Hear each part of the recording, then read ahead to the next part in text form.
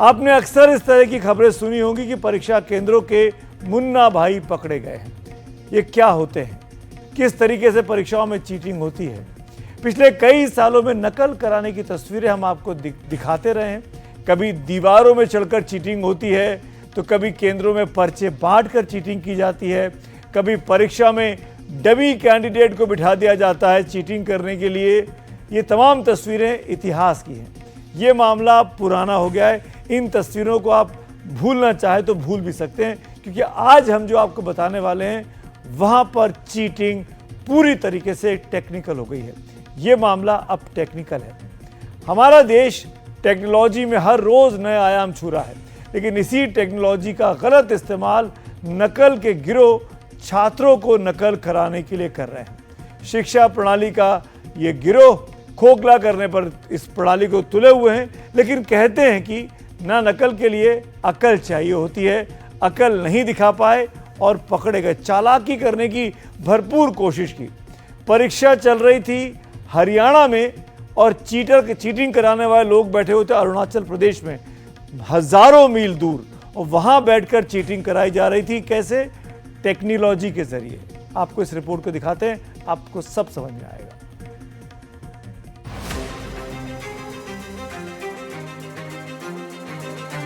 दो बार पुश करने के बाद ये ऑन हो जाता है। ये तस्वीर अरुणाचल प्रदेश के ईटानगर की है। यहाँ बैठे छात्र आए तो थे परीक्षा देने, लेकिन पहुंच गए पुलिस स्टेशन। आपको विस्तार से बताएंगे नकल के इस रैकेट के बारे में। दरअसल धोखाधड़ी का यह अभियान हरियाणा के जींद से जुड़े एक गिरोह द्वारा चलाया जा रहा था।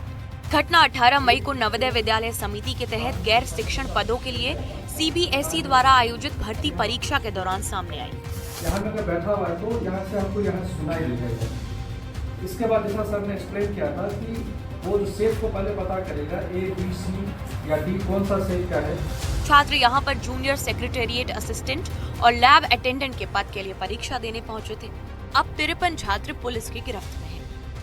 बहुत छोटा सा एक डिवाइस था उसके पास, वो उससे मिला, और उससे भी छोटा एक ईयर पीस उसके कान के अंदर वाइल उसकी हम चेकिंग कर रहे थे तब मिला। फिर उससे फर्दर इंटेरोगेशन किया गया और ये पता चला कि वो और उसके साथ कुछ लोग हैं जो जींद हरियाणा से आए हुए हैं और उस सेंटर में वो लोग एग्जाम दे रहे हैं। वो लोग यहाँ से एस्केप कर रहे थे वाया होलंगी, वो जा रहे थे, उनके पास एक टेम्पो ट्रैवलर भी था। फिर हमने उसको इंटरसेप्ट किया, वो ट्रैवलर रोका बीच रास्ते में, वहां से बच्चों को लेके आए। उनसे इंटरोगेशन में पता चला कि कुछ लोग IG पार्क में भी हैं, एग्जाम देने के बाद वहां पे रुके हुए थे और वहां पे सब लोग साथ में जाने की कोशिश कर रहे थे, तो वहां से जाके उन बच्चों को भी राउंड अप किया। 2 होटल्स भी पता चला जहां रुके थे। एज सच करके टोटल हमने मोर देन 50 स्टूडेंट्स को राउंड अप किया। राउंड अप करने के बाद ऑलमोस्ट 29 डिवाइसेस हमें रिकवर हुए हैं। अब हम आपको दिखाते हैं कि ये नकल कराने वालों का गिरोह कैसे काम करता है। इस गिरोह के सरगना ने छात्रों को नकल कराने के लिए जो डिवाइस दिए थे वो कितने हाईटेक थे और कैसे छात्र उनसे नकल कर रहे थे। जो MBS का एग्जाम में जो डिवाइस हम लोगों ने पकड़ा है, इसका बेसिकली 3 पार्ट है। एक जो आपको ये जो डिवाइस दिखाई दे रहा है वो हम लोगों ने सीज किया। इसके बाद इसमें अंदर में एक सिम कार्ड लगा होता है, ये माइक्रोफोन है, ये इसको कान में, जो सर ने जैसा एक्सप्लेन किया था, सर इसको कान में लगाते हैं। अब इस बात को स्केच के जरिए समझिए कि हाईटेक नकल होती कैसे है। सबसे पहले तो जींद में बैठा व्यक्ति परीक्षा हॉल में बैठे छात्र के साथ डिवाइस के जरिए कनेक्ट हो जाता है। इसके बाद जींद में बैठा आदमी परीक्षा दे रहे छात्र से ये पता करता है कि पेपर का सेट कौन सा है, यानी गिरोह का मेंबर पूछता है कि सेट A है। मान लीजिए कि छात्र के हाथ में जो पेपर है वो सेट C है, तो ऐसे में वो गिरोह के सदस्य के सवाल के बदले चुप रहेगा। इसका मतलब ये निकलेगा कि क्वेश्चन पेपर का सेट A नहीं है। इसके बाद जींद में बैठा शख्स पूछेगा, क्या तुम्हारे हाथ में सेट B है? इस बार परीक्षा हॉल में बैठा छात्र जवाब देने के बदले खामोश रहेगा, यानी ये मैसेज देगा कि उसके पास जो क्वेश्चन पेपर का सेट है वो B भी नहीं है।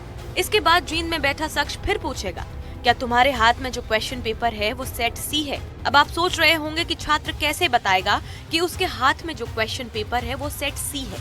दरअसल गैंग ने मॉडस ऑपरेंडी यही बनाई है कि जवाब देने के बदले परीक्षा हॉल में बैठा छात्र हल्का सा खांसकर नकल कराने वाले को इशारा कर देगा, यानी उसके खांसने का मतलब ये निकलेगा कि उसके हाथ में जो पेपर है वो सेट सी है। हैरान कर देने वाली बात यह है कि ये सभी छात्र हरियाणा के थे और उन्होंने जानबूझकर अरुणाचल प्रदेश जैसे दूरस्थ राज्य में परीक्षा केंद्र चुने थे।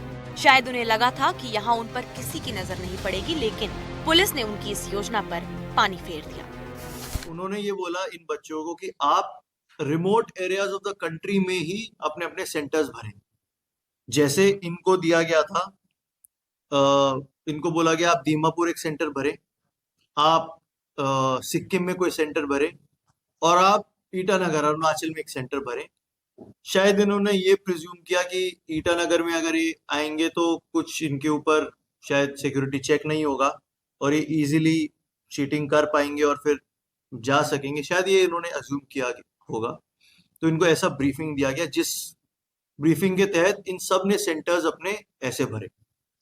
सेंटर्स भरे, उसके बाद जब सेंटर्स इनके आ गए तो इनको ट्रेनिंग दिया गया कि जो इलेक्ट्रॉनिक डिवाइस है वो अभी हम आपको दिखाएंगे, बहुत छोटा सा है, उसको वो अपने प्राइवेट पार्ट्स के पास छुपाते हैं उस डिवाइस को। उसके अंदर एक छोटा सा बटन है जिसको वो ऑन करके छोड़ देते हैं और एक छोटा सा, बहुत छोटा सा ईयर पीस है जो ऐसे दिखने पे आपको कान में लगा भी नहीं दिखेगा, वो काफी अंदर जो आपकी एयर कैविटी है उसके काफी अंदर वो घुसता है। ऑन करने के बाद वहीं से जीन से ही कोई आदमी इनको कॉल करेगा। पुलिस को शक है कि इस गिरोह ने परीक्षा से पहले पेपर भी लीक किया होगा। हालांकि ये बात अभी साफ नहीं है कि हरियाणा में बैठे नकल कराने वाले व्यक्ति के पास पेपर सेट कैसे पहुंचे। ये जांच का विषय है और पुलिस इस मामले की तह तक जाने की कोशिश कर रही है। ये मामला सिर्फ नकल का नहीं, बल्कि हमारी शिक्षा प्रणाली में घुसपैठ का एक गंभीर मामला है। वो सेट को पहले पता करेगा A, B, C या D कौन सा सेट क्या है, फिर इसके बाद उसको सिंबॉलिकली बता देता है कि हमारा अगर A सेट है।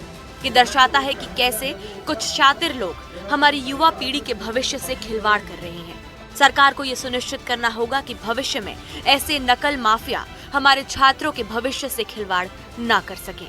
गुवाहाटी से रत्नदीप चौधरी की रिपोर्ट, NDTV इंडिया के लिए।